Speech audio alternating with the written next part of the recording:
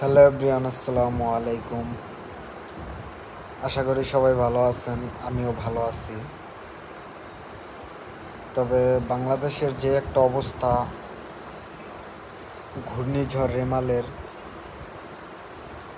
আসলেই বাংলাদেশের খুব ভয়াবহ একটা অবস্থা। সো এটা আল্লাহরই একটা গজব।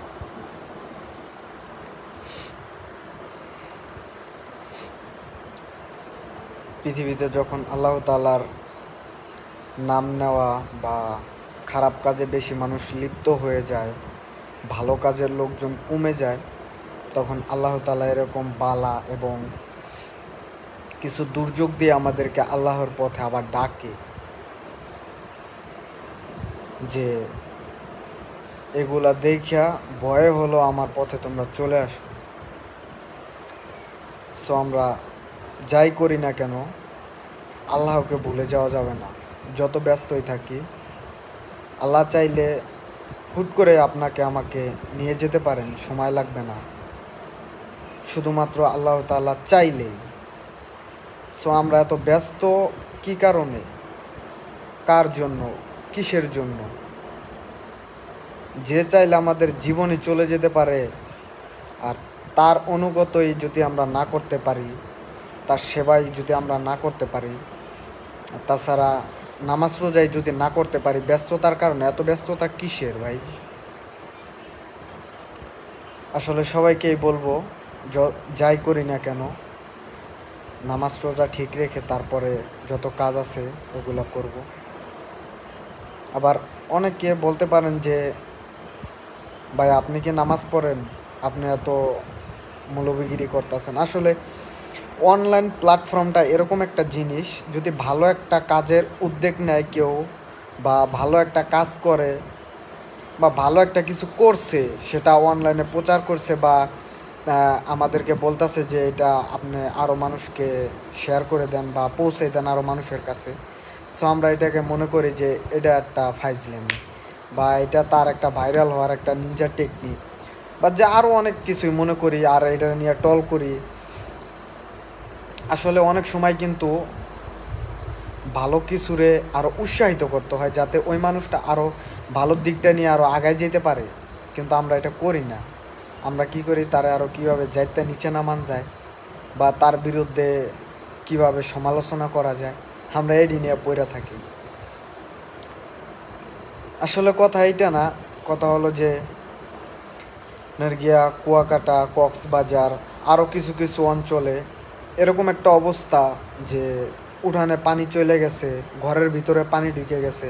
আমি কিছু কিছু নিউজ দেখলাম। সো ওই নিউজটি দেখার পরে আমার কাছে মনে হইতেছে যে পৃথিবীটা মানে এরকম একটা পর্যায়ে চলে গেছে, এটা না বললেই নয়। কিছুদিন আগে দুবাইতে যেই একটা ঘটনা ঘটলো, আসলে এটা কিন্তু আমরা জন্ম নেওয়ার পর এরকম কোনো ঘটনা শুনিও নাই, দেখিও নাই। যদিও হয় তাও অনেক বছর আগে, আরও অনেক বছর আগে, যেটা আমরা দেখি নাই। সো আমাদের দেখা সবথেকে বড় দুর্যোগ কিছুদিন আগে দুবাইতে হইল। তাছাড়া আমরা জন্ম নেওয়ার পরে বাংলাদেশেও এরকম বড় দুর্যোগ এখনও দেখি নাই, যেটা বর্তমানে রানিং চলতেছে, ঘূর্ণিঝড় রিমাল। এটা এরকম মানে আঘাত আনতাছে, এটা যদি ভালোভাবে আঘাত আনে বাংলাদেশের উপর, বাংলাদেশটা পুরো তছনছ হয়ে যাবে। সো আমরা বেশি বেশি নামাজ পড়বো, আল্লাহর কাছে দোয়া করব, যাতে আল্লাহ আমাদেরকে এইসব দুর্যোগ, বালা মুসিবত থেকে আমাদেরকে হেফাজত করে। নামাজ ছাড়া কোনো উপায় নাই ভাই।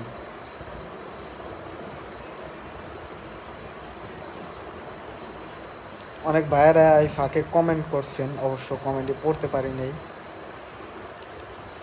সাকিব খান, আসসালামু আলাইকুম বড় ভাই, কেমন আছেন? এখন তো ভিডিওতে দেখা যায় না, ঢাকা মিরপুর থেকে দেখছি। ধন্যবাদ সাকিব ভাই।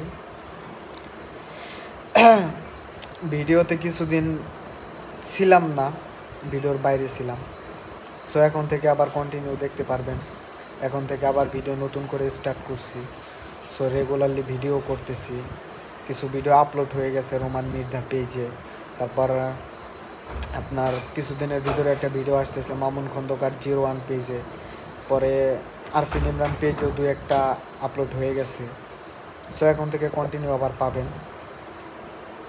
বিএম শুভ ভাই কেমন আছেন? বিলাল ভাই এই তো আলহামদুলিল্লাহ ভালো ভাই, আপনি কেমন আছেন?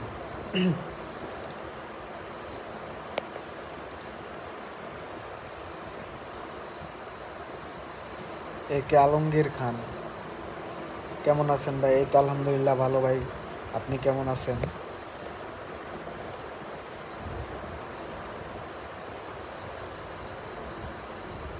কাউসার মাহমুদ আসসালামু আলাইকুম ভাই, কেমন আছেন? ওয়ালাইকুম সালাম, আলহামদুলিল্লাহ ভালো ভাই, আপনি কেমন আছেন? কে কোন জায়গা থেকে লাইভটা দেখতেছেন অবশ্যই কমেন্ট করে জানাবেন, আর লাইভটা শেয়ার করে দিবেন। আর সবাই চেষ্টা করবেন ভালো কিছু করার এবং ভালো কিছু তুলে ধরার, আর সবাইকে দাওয়াত দিবেন ভালো কিছু করার জন্য, যাতে এরকম দুর্যোগ, এরকম বালা মুসিবাত আল্লাহ তাআলা আমাদের উপর না দেয়।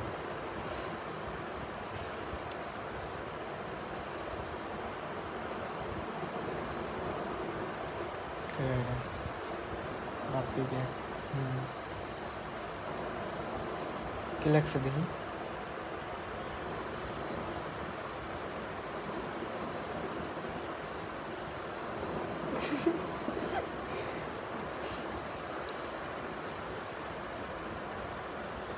ভাই করোনার সময়ের ভিডিওগুলো অনেক মজার ছিল। আসলে ভিডিও সব সময় মজার থাকে। সো ওই সময় আমি ছোট ছিলাম, আমার অ্যাক্টিং একটু অন্যরকম ছিল। এখন বড় হয়েছে, এখন আবার আরেক রকম হবে। এটাও মানে আমি পর্যাপ্ত পরিমাণ চেষ্টা করি ভালো কিছু করার। আমি সবটা দিয়ে চেষ্টা করি যে আপনাদেরকে একটু বিনোদন দেওয়ার জন্য। জানি না কতটুকু হয়, কিন্তু আমি মন থেকে চেষ্টা করি যে ভালো কিছু করার।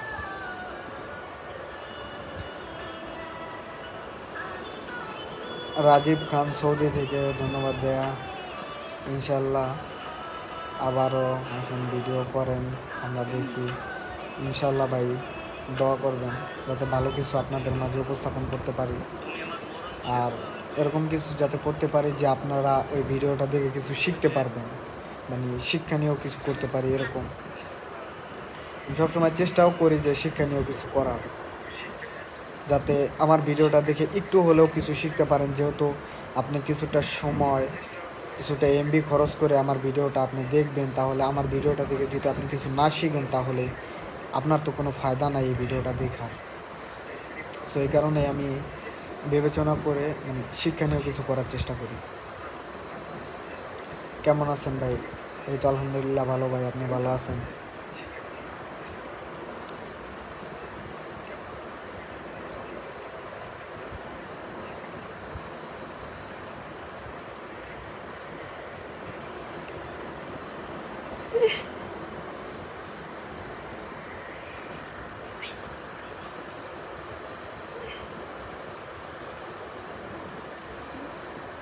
ইনশাল্লাহ ভাই আমাদের নবাবগঞ্জে আসার জন্য দাওয়াত রইল, অবশ্যই এসে ঘুরে এবং আশা করি ভালো লাগবে। ইনশাল্লাহ ভাই আসবো, একটু ফ্রি হই, সব জায়গায় যাবো আস্তে আস্তে, সব জায়গায় ঘুরবো। কেমন আছো মামা?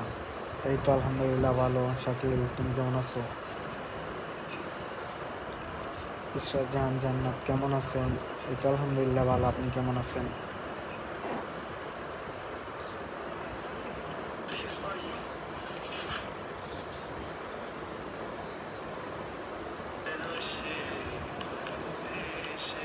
আসলে ঘূর্ণিঝড় রিমাল এটা মানে যেই সব অঞ্চলে বা যেই সব এলাকায় আঘাত আনতেছে, ওই সমস্ত এলাকার মানুষ বুঝতেছে যে আসলে বালা দুর্যোগ এড়িয়ে আসলে কতটা ভয়াবহ।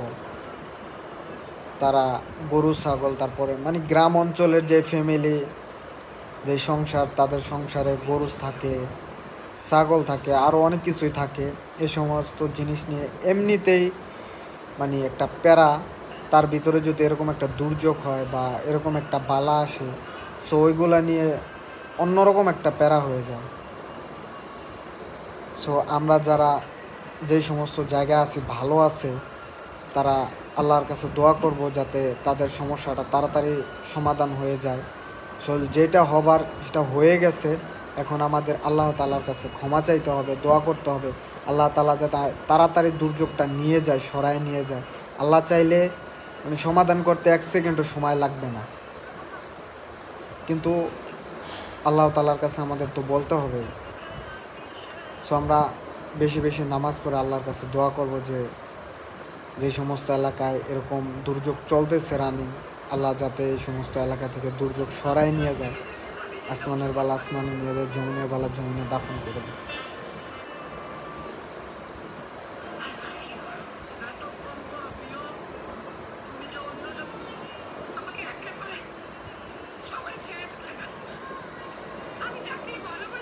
বন্ধ করো।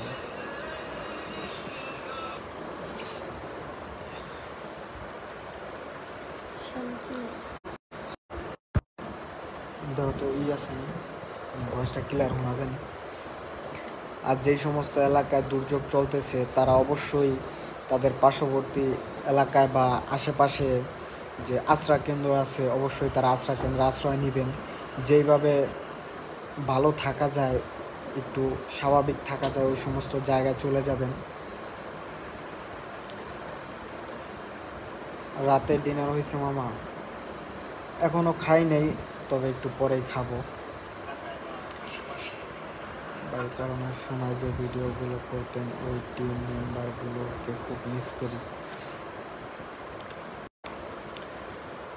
আসলে ওই সময় আমরা গ্রামে ভিডিও করতাম, সাকিব, আমি, ইমন, ইমরান ভাই। এখন সাকিব গ্রামে নিজের ব্যবসা বাণিজ্য নিয়ে ব্যস্ত, ইমন চলে গেছে ইতালিতে, আমি আছি এক জায়গায়, ইমরান ভাই আছে আরেক জায়গায়। আসলে টিমটা ভাগ ভাগ হয়ে গেছে, তো এই কারণে আর একত্রিতভাবে ভিডিও করা হয় না।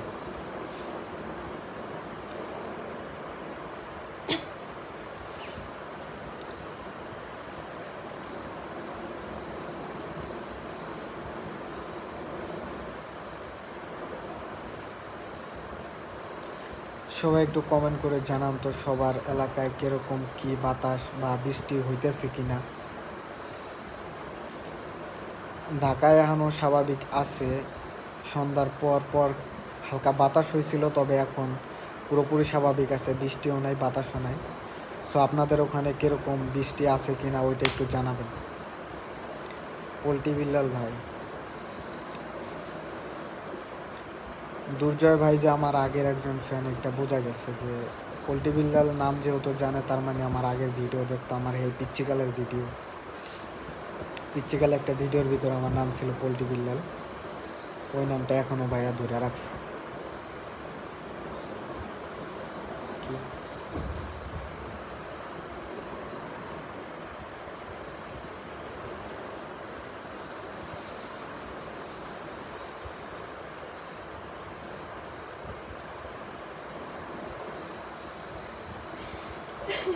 শাকিল, এখন আমাদের এখানে হালকা বাতাস। মামা তুই কই আসছ? তুই কি ঢাকায় নাকি এলাকায়, মানে বাড়িতে? কোন জায়গায় হালকা বাতাস আমার একটু জানা, বাড়িতে নাকি ঢাকায়? যারা যারা লাইভে জয়েন আছেন অবশ্যই কমেন্ট করে জানাবেন যে আপনাদের ওখানে কীরকম বাতাস হইতেছে, বৃষ্টি হইতেছে নাকি, কমেন্ট করে জানাবেন অবশ্যই। বুঝে ভাই, আমি মালয়েশিয়া থেকে দেখছি। ধন্যবাদ ভাইয়া।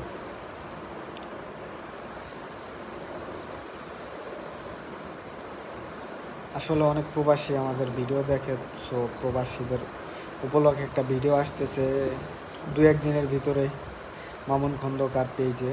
সবাই ভিডিওটা দেখবেন, অবশ্যই ভালো লাগবে। প্রবাসীদের পুরো জীবন কাহিনী নিয়ে একটা সুন্দর একটা ভিডিও। অবশ্য ভিডিওটা প্রায় কমপ্লিট হয়ে গেছে, 2-1 দিন সময় লাগবে। ভিডিওটা দেখলে প্রবাসীদের আসলে ভালো লাগবে, তাদের জীবনের সাথে মিলে যাবে। সো সবাই মামুন খন্দকার পেজে 2-1 দিনের ভিতরে আপলোড হয়ে যাবে, সবাই দেখবেন। যারা লাইভে জয়েন আছেন অবশ্যই লাইভটা শেয়ার করে দিবেন। আর সবাই একটু ঝটপট কমেন্ট করে জানান যে আপনাদের ওখানে কীরকম বাতাস, কীরকম বৃষ্টি, বেশি না কম। ঢাকায় তো ওরকম বাতাস দেখতেছি না, এখনও স্বাভাবিকই আছে। গ্রাম থেকে কেউ যদি লাইভটা দেখে থাকেন অবশ্যই কমেন্ট করে জানাবেন যে আপনাদের ওখানে কীরকম বাতাস।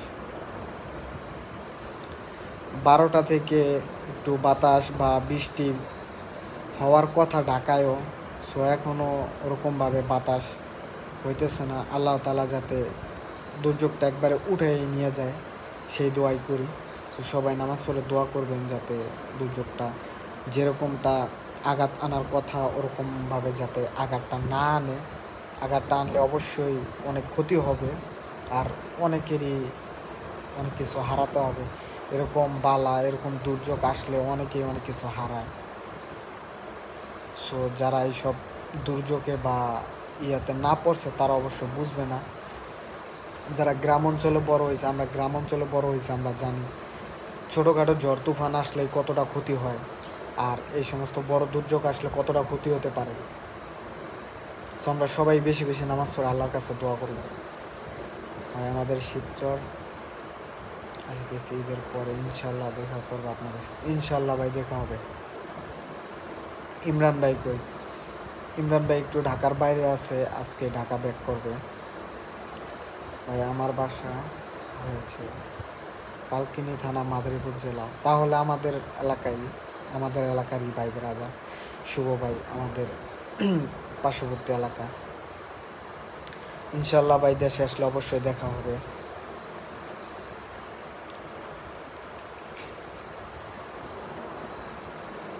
না রে মামা, আমি তো এলাকায় যাই না, বহুত দিন হয়ে গেছে। ঢাকা আর পর এলাকায় যাই না।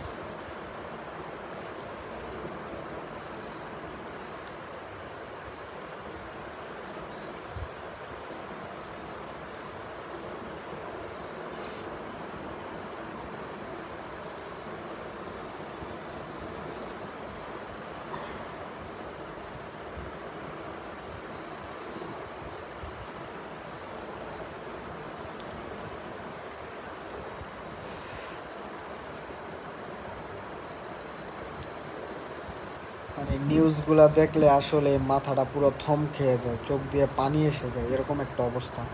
আমি অবশ্য এত রাত্রে লাইভে আসতাম না।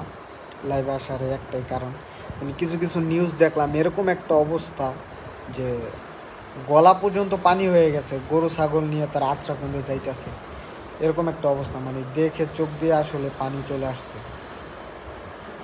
মানে অবস্থা খুবই খারাপ। দুর্জয় ভাই পার্সোনাল প্রশ্ন করে, ভাই ভাবি কই? ভাবি আছে ভাবির জায়গায় ভাই, সব জায়গায় তো আর ভাবির আনা যায় না।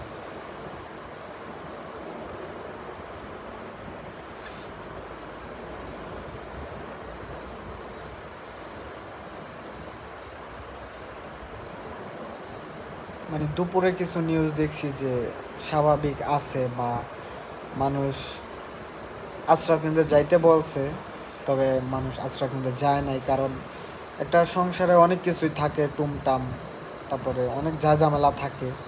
তখন আকাশের পরিস্থিতি ভালো ছিল, সবাই চিন্তা করছে যে দেখি রাত পর্যন্ত যদি ওরকম কোনো খারাপ অবস্থা না হয় তাহলে আমরা আশ্রয়কেন্দ্রে যাব না, আর যদি দেখি যে অবস্থা একটু খারাপ বা ভয়াবহ তাহলে আমরা অবশ্যই আশ্রয়কেন্দ্রে চলে যাব। মানে ঘূর্ণিঝড় রিমাল হঠাৎ করে যে এরকমভাবে হানা দিবে এটা কেউ বুঝতে পারেনি। এখন এরকম একটা পরিস্থিতি হয়ে দাঁড়াইছে, কেউ কেউ মানে নিজের গরু ছাগল নিয়ে আশ্রয়কেন্দ্রে যাইতেও পারতাছে না, এরকম একটা অবস্থা। মানে ঘর থেকে যে বের হবে বেরও হইতে পারতাছে না, হুট করে মানে পানি এসে পুরো ঘর ভরে গেছে, উঠানে পানি উঠে গেছে, রাস্তাঘাটে পুরো এক গলা পরিমাণ পানি হয়ে গেছে, যাওয়ার মতো না, এরকম অবস্থা হয়ে গেছে।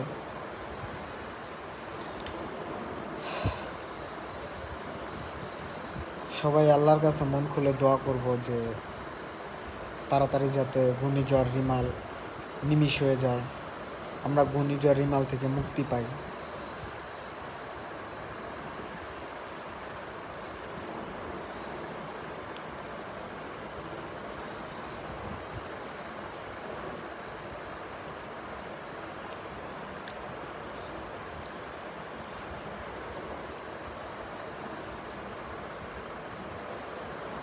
তো অনেকক্ষণই লাইভে অনেক কথা বললাম, যদি কোনো কথা কোনো ভুল ত্রুটি হয়ে থাকে অবশ্যই ছোটো ভাই হিসেবে ক্ষমার দৃষ্টিতে দেখবেন, আর যদি কোনো কথায় আপনারা কষ্ট পেয়ে থাকেন অবশ্যই আমাকে ক্ষমা করে দেবেন। সো পরবর্তী আরও নিউজ দেখে যদি দেখি আরও অবস্থা খারাপ তাহলে আপনাদেরকে অবশ্যই আমি লাইভের মাধ্যমে জানিয়ে দেব। আর সর্বোপরি শেষ কথা হলো এইটাই যে আল্লাহ তাআলার নাম বেশি বেশি অনুসরণ করতে হবে, আল্লাহকে বেশি বেশি ডাকতে হবে, বেশি বেশি নামাজ পড়তে হবে, আল্লাহর গুণগান গাইতে হবে। যত কাজে আমরা ব্যস্ত থাকি না কেন, আল্লাহ চাইলে এক তুড়িতে আমাদেরকে পুরো পৃথিবী ধ্বংস করে দিতে পারে। সো আমাদের কাম বড় না, আমাদের নামাজটাই, আল্লাহর অনুগতটাই বড়। সো আমরা যত কাজের মাধ্যমে ব্যস্ত থাকি না কেন, আল্লাহর মানে নামটা স্মরণ করব, 5 ওয়াক্ত নামাজ পড়বো, আল্লাহর পথে চলবো। তারপরে হলো আমাদের কাজ অবশ্য করতে হবে। যদি 4টা খাইয়া বাঁচতে হয় অবশ্যই কাজ করতে হবে। কেউই আপনাকে এমনি এমনি টাকা দিয়ে দিবে না, আর কেউই আপনাকে 1-2 বেলা ফ্রিতে খাওয়াবে, সারা জীবন ফ্রিতে কেউ খাওয়াবে না। সব কিছুই ঠিকঠাক রাখতে হবে, কাজও করতে হবে, পাশাপাশি নামাজও পড়তে হবে। পাশাপাশি নামাজ না, অবশ্য নামাজ ঠিকঠাকভাবে পড়ে পাশাপাশি কাজকর্ম ঠিকঠাক রাখতে হবে। আসসালামু আলাইকুম, সবাই ভালো থাকবেন, সুস্থ থাকবেন। আর আমার কোনো কথায় কেউ কষ্ট পেয়ে থাকলে অবশ্যই ক্ষমা করে দেবেন।